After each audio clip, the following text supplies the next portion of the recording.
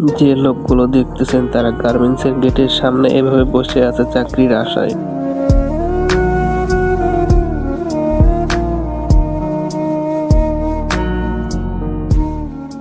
Hello guys, my new another ব্লগে আপনাদের সবাইকে অনেক স্বাগত। সো গাইস, আজকে আমি বের হয়েছি চাকরি খোঁজার উদ্দেশ্যে, দেখি কোনো জায়গায় চাকরি পাওয়া যায় কিনা। এখন আমি মেন রোড দিয়ে যাচ্ছি। মেন রোড দিয়ে একটু হেঁটে গেলে 5-6 মিনিট হেঁটে গেলে অনেকগুলো সোয়েটার কোম্পানি আছে। তো ওইখানে গিয়ে খোঁজ নিতে হবে আসলে ওইখানে কোনো কাজ আছে কিনা, না হলে অন্য জায়গায় খোঁজ নিতে হবে। এই বছরই এরকম হলো, আমাদেরকে 1 মাসের ছুটি দিয়েছে কোম্পানি। তাছাড়া আমরা গত বছর কাজ করেছিলাম।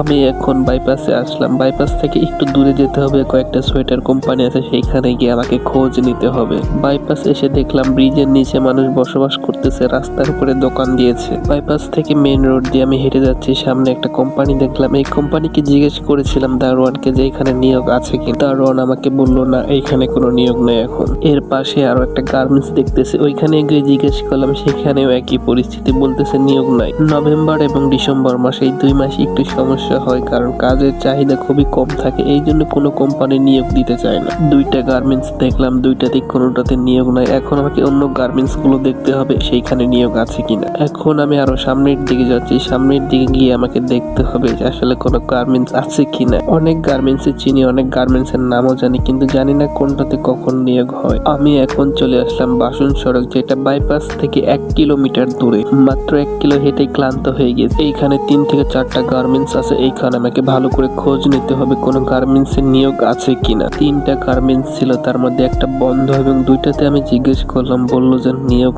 নাই, নিয়োগ দিবে জানুয়ারি মাস। সো গাইস, এখন আমাকে দেখতে হবে কোনো কোম্পানিতে নগদ টাকায় কাজ করায় কিনা। আমি এখান থেকে এখন চলে যাচ্ছি অন্য জায়গায় খোঁজ করব। মেন রোডে আসলাম, এখন আমি অন্য জায়গায় যাব। হাঁটতে হাঁটতে হঠাৎ করে এই সাইনবোর্ডটা আমার চোখে পড়লো। তো তাদের সাথে কথা বললাম, কথা বলার পরে বুঝতে পারলাম নিয়োগ সম্পূর্ণ হয়ে গিয়েছে। হাঁটতে হাঁটতে প্রচুর গরম লেগে গিয়েছে, ওই জন্য আমি ব্রিজের নিচে একটু দাঁড়ালাম। এখন একটু বাইপাস থেকে চৌরাস্তার দিকে যাব। এইখানে অনেকগুলো সোয়েটার কোম্পানি আছে। যাওয়ার পথে হঠাৎ করে চোখে পড়লো অনেকগুলো মানুষ একটা কোম্পানির সামনে দাঁড়িয়ে আছে চাকরির জন্য। এখনকার যে পরিস্থিতি, ছেলেদের থেকে মেয়েদের চাকরি বেশি হয়। যে কোনো পোস্টে, কোয়ালিটি হোক, হেল্পার হোক, সব পোস্টে মেয়েদেরকে নেয়, কিন্তু ছেলেদেরকে নেয় না। এইখানেও 2টা সোয়েটার কোম্পানি আছে, 2টাতেই খোঁজ করলাম, কোনোটাতে নিয়োগ নেই।